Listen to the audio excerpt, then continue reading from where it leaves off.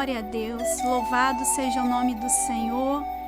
Quero trazer uma palavra para o seu coração nessa tarde, uma palavra que venha te fortalecer, te renovar, que venha edificar a sua vida para que você possa continuar caminhando firme, perseverante na palavra de Deus.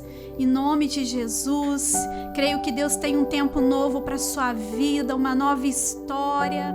Nós temos declarado ali em Voldac, nós temos declarado que Deus é um Deus de obras completas e tudo aquilo que o Senhor tem para fazer, o Senhor vai realizar na sua vida, na sua história, porque nós cremos que nele está o querer e o realizar. E nessa tarde eu quero compartilhar com você, meu irmão, minha irmã, a palavra do Senhor no livro de 1 Samuel, no capítulo 22. 1 Samuel, no capítulo 20, capítulo 15. Eu vou ler apenas alguns versículos, a partir do 17, que diz assim: se você tiver uma Bíblia, se você não tiver no celular, mas que você possa prestar atenção nessa palavra, que diz assim: E disse Samuel: Porventura, sendo tu pequeno aos teus olhos, não fostes por cabeça das tribos de Israel? E o Senhor te ungiu rei sobre Israel.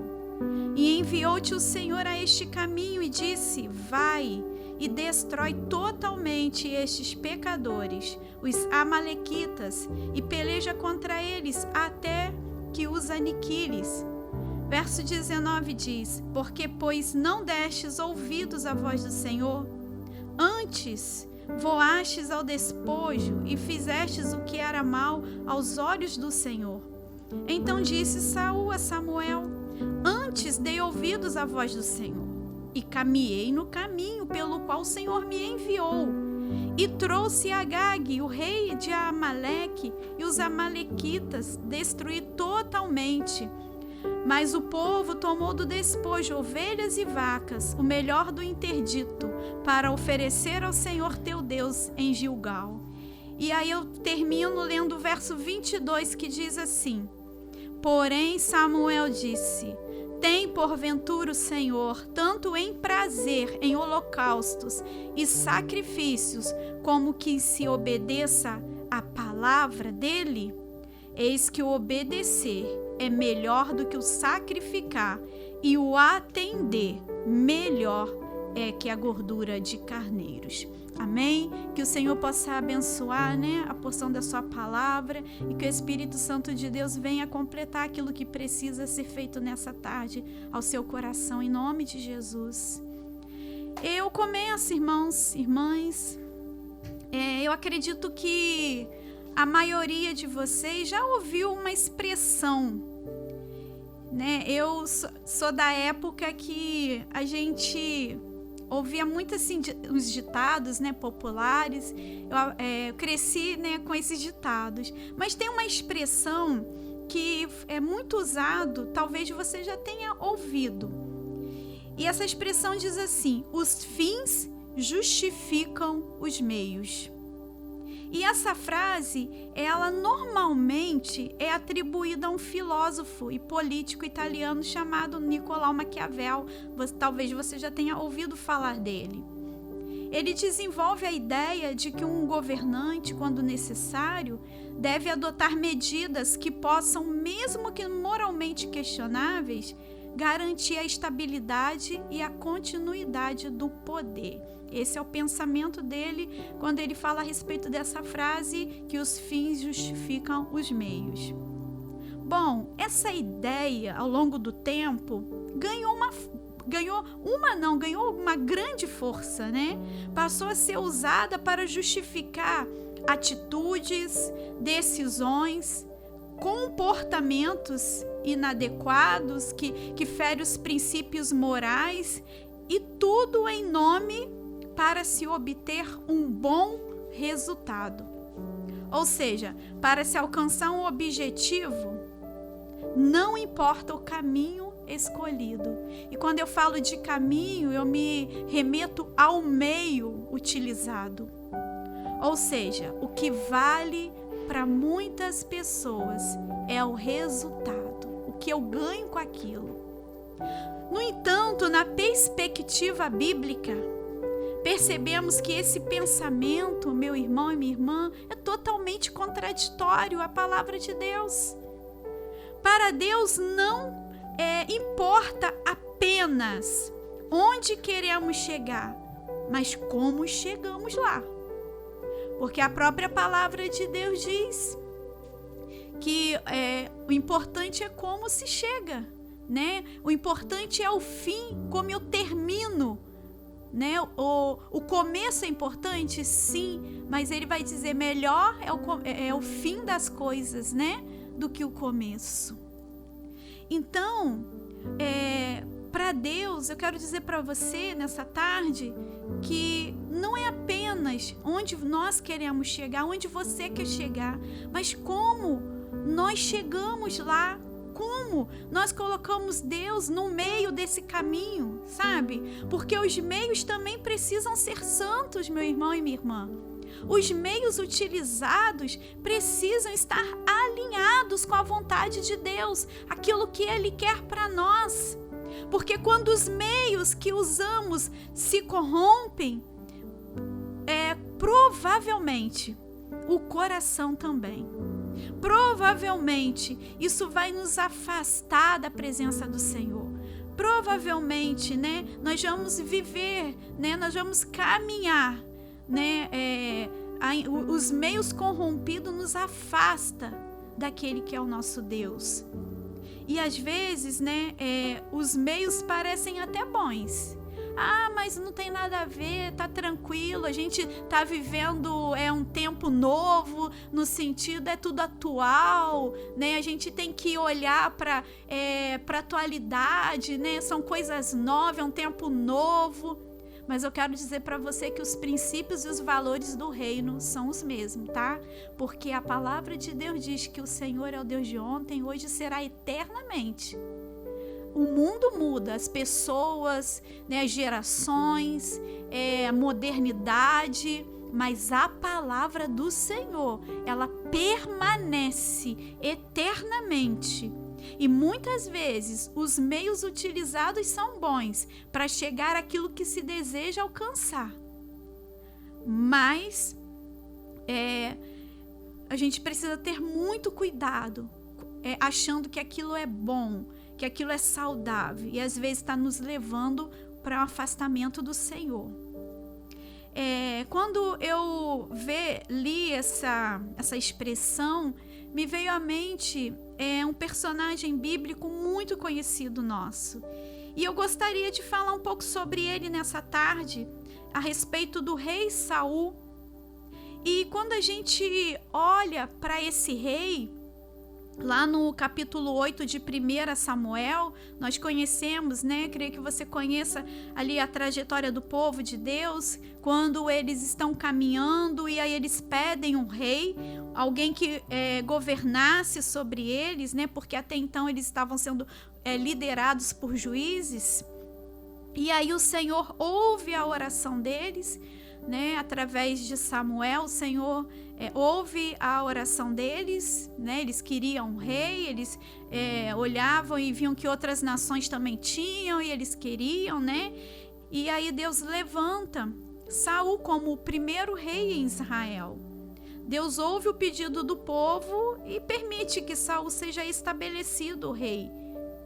E quando nós vamos caminhar um pouquinho na história desse rei, nós vamos ver que ele reinou ali durante 40 anos. A partir do capítulo 9 de 1 Samuel, você vai ver. Ele reinou durante 40 anos em Israel. E Saul, gente, foi um rei levantado pelo Senhor. Saul foi um guerreiro, um homem valente, né? Um homem que começou bem a sua trajetória, que começou bem, né, o seu caminho. Ele obteve muitas vitórias, tinha um governo ali estabilizado, tinha reconhecimento não só do povo, mas do Senhor. De fato, este homem, este rei, ele começou muito bem. Mas quando a gente vai olhando para a sua caminhada, a gente vai olhando ali para a sua trajetória de vida, nós vamos ver que Saul ele começa a usar meios questionáveis. Saul ele começa a usar meios que vão corromper a caminhada, o relacionamento dele com Deus. Nós vamos ver que para ele manter o trono, né, ele abre mão da comunhão dele com o Senhor. Porque, na verdade, Saul ele buscava resultados. Ele buscava, obter um bom resultado. Mas ele rejeitou a obediência. E aí, nessa tarde, meu irmão e minha irmã, nós vemos aqui que é nesse contexto que o Senhor deixa claro para ele, no versículo 22 que nós lemos, o finalzinho aqui, porém Samuel disse: tem porventura o Senhor tanto prazer em holocaustos e sacrifícios, como que em que se obedeça a sua palavra?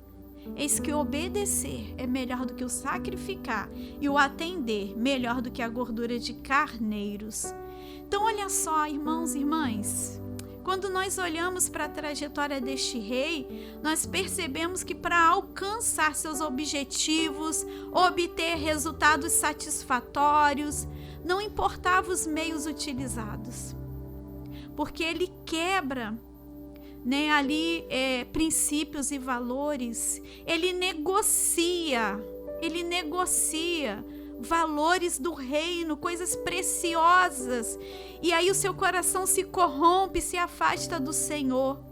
E a Bíblia nos apresenta, e nessa tarde eu quero falar com vocês, porque a Bíblia ela nos apresenta princípios, e aí eu vou usar como meios, durante a nossa caminhada, nossa trajetória, para que a gente venha ter uma vida cristã que honre, que glorifique o Senhor.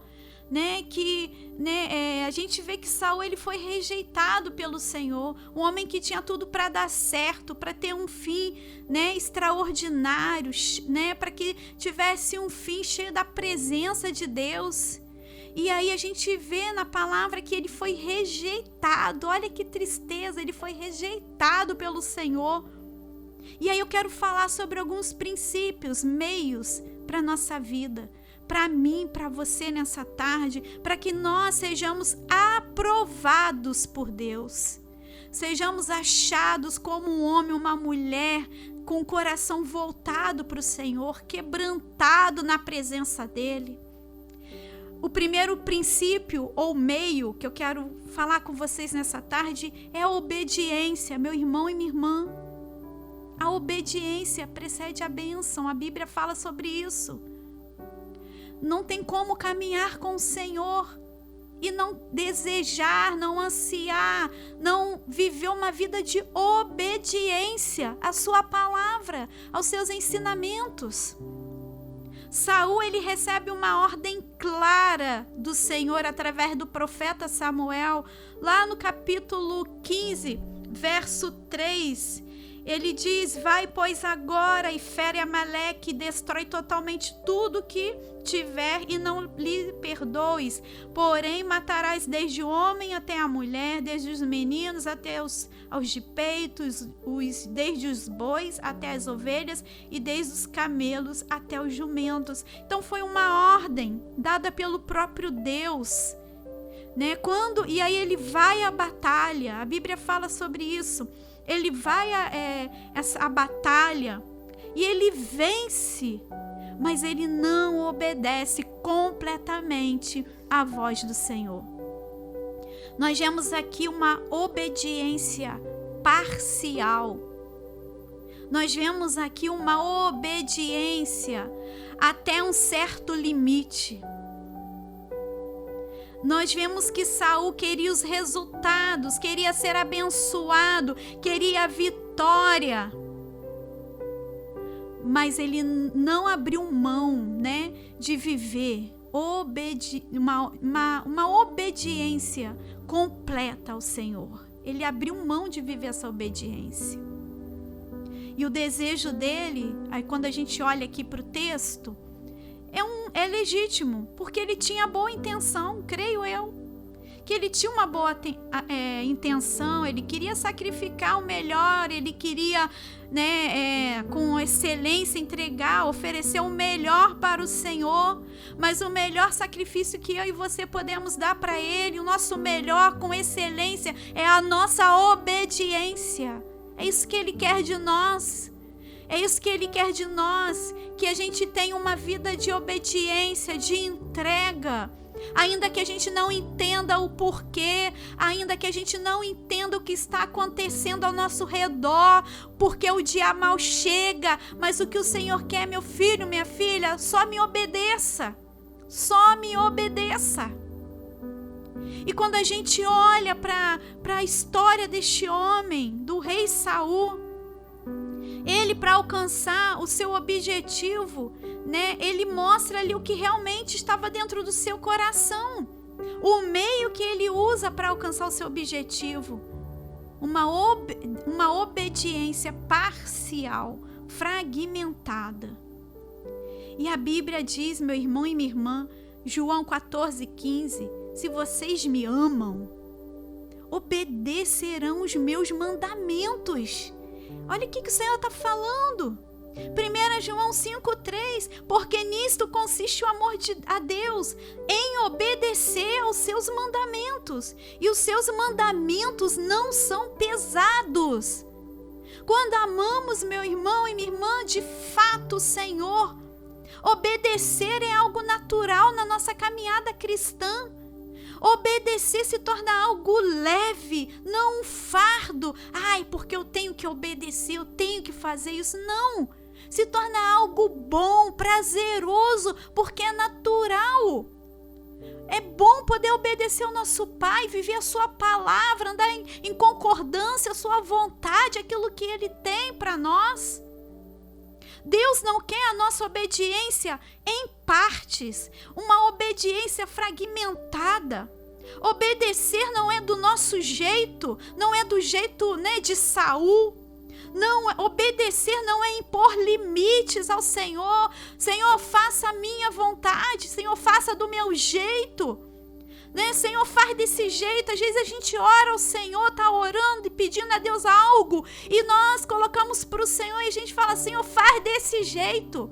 E colocamos Deus na nossa caixinha, a gente limita o poder dele, porque a gente quer que ele faça do jeito que a gente quer. E Deus vai além dos nossos pensamentos. Os pensamentos dele, os caminhos dele são muito mais altos do que o nosso. Então, meu irmão e minha irmã, muitas vezes nós queremos isso, adaptar a vontade de Deus à nossa. E a obediência, olha só, a obediência revela se queremos mais o resultado ou o Senhor do resultado.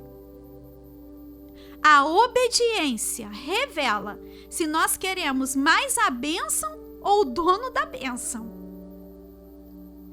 A obediência revela se nós queremos o crescimento ou Deus que dá o crescimento. Se nós queremos frutificar ou nós queremos o dono, da seara, o Senhor da nossa vida, aquele que dá o crescimento, aquele que prepara a terra. A obediência revela o que está no nosso coração, meu irmão e minha irmã. Ainda que o fim seja bom, ainda que a sua atitude seja nobre, se Deus não mandou, se Deus não te direcionou, se Deus não for claro, peça, Senhor, é isso que o Senhor quer, essa direção para minha vida, para minha família, para esse negócio que eu preciso empreender. Senhor, é isso que o Senhor quer. Busque a direção de Deus, busque aquilo que Ele tem para você, mas obedeça a sua voz. Se Ele falar não, não tente dar o seu jeito, porque provavelmente você vai fracassar. E você pode até dar certo, mas você vai estar abrindo mão daquilo que o Senhor falou para você. Obediência é andarmos, de acordo com a vontade de Deus, aquilo que Ele tem nos conduzido nesse tempo. E aí eu entro no segundo princípio, ou meio, que é a fé. Hebreus 11:1 fala que, ora, a fé é a certeza de coisas que se esperam, convicção de fatos que não se veem. A fé é a certeza e a convicção. A fé nos ensina a confiar em Deus, irmãos e irmãs, mesmo quando a gente não está vendo nada, mesmo quando tudo está ao contrário, quando, né, o vento está soprando forte e a única coisa que o Senhor fala para você, entrega e confia. E muitas vezes nós falamos que confiamos no Senhor, mas quando vem, né, os dias difíceis, nós não conseguimos entregar a Ele a nossa vida, aquela situação. Então nós precisamos aprender a entregar. Toma, Senhor, essa situação é tua, eu confio em Ti, faça o Teu melhor, Pai, faça o que o Senhor tem que fazer. O Senhor, né, como eu falei no início, é um Deus de obras completas, é Ele que vai fazer, Ele que faz, ainda que não seja do nosso jeito, como eu gostaria, como você gostaria, mas é Ele que faz, é Ele quem faz. E quando a gente olha para Saul, um dos problemas que Saul enfrentou, né, e que ele precisava lidar com isso, foi justamente a falta de fé. Quando a gente caminha lá em Samuel capítulo 13, a partir do 8, tem um relato de um momento muito importante da trajetória de Saul. Momento em que o Senhor confirmaria ali o seu trono para sempre em Israel. Um momento onde ele seria ali aprovado por Deus. Mas como a Bíblia fala lá no capítulo 13 e de 1 Samuel, Saul, né, a partir do verso 8, diz que ele esperou 7 dias, até o tempo que Samuel determinara. Não vindo, porém, Samuel a Gilgal, o povo se espalhava dele. E aí ele disse, olha, traz para mim as ofertas, os holocaustos, e eu vou oferecer o holocausto. Então, olha só, o que está acontecendo aqui? Samuel havia falado para ele, né, deu um tempo aqui, né, determinado de 7 dias. Só que Samuel não chegava naquele local e o povo estava se dispersando. O inimigo estava se aproximando. Samuel, na verdade, ele não chegava ali para oferecer um sacrifício, né, para que eles fossem para ali para a batalha. E aí Saul se desesperou. Saul se precipitou. Ele decide fazer um sacrifício que cabia somente ao profeta Samuel. E na verdade Saul quis era garantir, né, o resultado, sem se importar com os meios que ele iria utilizar. Saul, ele acelera ali o processo de Deus, ele acelera, ele tenta dar o jeito dele, ele tenta fazer do jeito dele, ele não soube esperar, confiar no Senhor naquele momento. E muitas vezes nós somos assim também, irmãos e irmãs. Ah, mas o Senhor falou que ia me dar esse ano. O tempo é de Deus, a hora é dele, né? Deus não se move no tempo do nosso relógio, né? O Cronos. O tempo de Deus vai muito mais além. Ah, mas mas as coisas não estão acontecendo. Eu preciso dar um jeito. Nós, irmãos, muitas vezes agimos assim, buscamos atalhos, queremos assumir o controle, sabe? Nós queremos tomar atitude, agir de forma se precipitar naquilo que Deus já falou para nós. Me lembro de Sara. Sara se precipitou, a promessa era para ela e Abraão, mas ela se precipita. Então nós vamos ver que Saul, ele não soube esperar, confiar. ele não soube colocar em prática ali a fé. Se a fé é a certeza, é a convicção de fatos que não se veem, ele não soube esperar em Deus. Apesar, né? Quando a gente olha para a história desse homem, às vezes a gente também quer, como Saul, dar um empurrãozinho para Deus, sabia? E eu quero falar para você, meu irmão e minha irmã, nessa tarde, Deus não precisa da nossa ajuda nesse sentido, não. Deus não precisa. O que Deus quer de nós, além de uma vida de obediência, é que tenhamos fé na sua palavra, na sua promessa, aquilo que ele deixou para mim e para você, que confiemos no seu tempo, que o tempo dele é perfeito para a nossa vida. Tem uma canção que diz, né, que ele nunca chega atrasado, né? Não é só a hora dele é perfeita, a maneira dele é a mais linda, e a gente precisa confiar nessa verdade, meu irmão e minha irmã.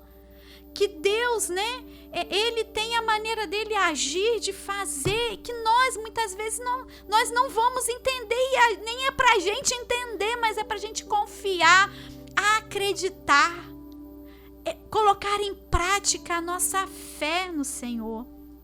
E não é só acreditar que Deus pode. Muitas vezes a gente tem a teoria, a gente sabe que Ele pode, que Ele é poderoso, né? Que Deus, Ele faz infinitamente mais do que pedimos ou pensamos. Mas é descansar o nosso coração nele. É descansar a nossa vida. Sabe? É acreditar, é ter fé e esperar no Senhor naquilo que Ele pode fazer por nós. Mesmo que não tenhamos o resultado visível, é continuar tendo fé, atitudes de fé na sua palavra. Hebreus 10:35 diz que, por isso, não abram mão da confiança que vocês têm. Ela será ricamente recompensada.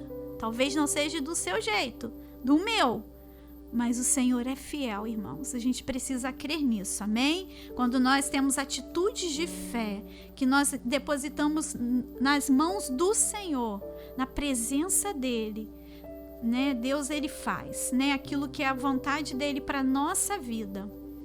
E aí o terceiro princípio, ou meio, que eu quero deixar para você nessa tarde, é a verdade. Dizem que contra a verdade não há argumentos. E eu tô sendo aqui repetitiva, né? Mas é a pura verdade. Quando a gente anda na verdade da palavra, na verdade do evangelho, é Deus que vai te justificar na sua caminhada. Quando a gente olha para Samuel aqui no capítulo 15 ainda, na história aqui, né?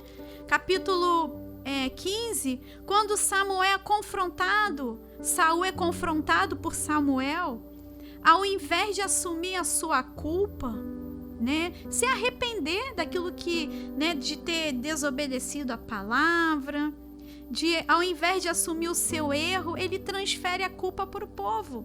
Quando a gente viu lá no 21, até ali, né, no início, mas o povo tomou ele dizendo aqui, né?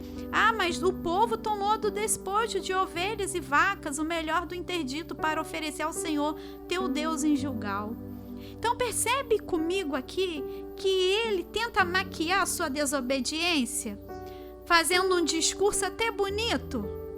Percebe aqui que ele está fazendo não, Senhor, mas era para te entregar, era para te oferecer o melhor. Né? O povo separou porque a gente queria dar com excelência. E aí no verso 30, olha o que diz aqui no finalzinho. E aí mais adiante, ele, para manter, né, a sua aparência, ele diz: então disse ele, Saul ainda, pequei, honra-me, porém, agora diante dos anciãos do meu povo e diante de Israel, e volta comigo para que eu adore o Senhor teu Deus. Então percebe aqui, irmãos, irmãs, que diante daquele discurso até aparentemente bonito, né? De Saul. Veja comigo que ele não está preocupado em se consertar, em reconhecer o seu erro, a sua falha, se voltar para o Senhor. Ele estava preocupado em manter o quê? Aparência de religioso, de espiritual, que Deus ainda estava com ele, né? Ele pede Saul pede para honrá-lo diante dos homens e do povo. Mas nos bastidores, Saul não tinha aprovação de Deus, irmãos. Ele queria manter o reconhecimento, a sua posição, a sua imagem. E aí ele tenta encobrir as suas escolhas erradas. Saul queria parecer algo que ele não era.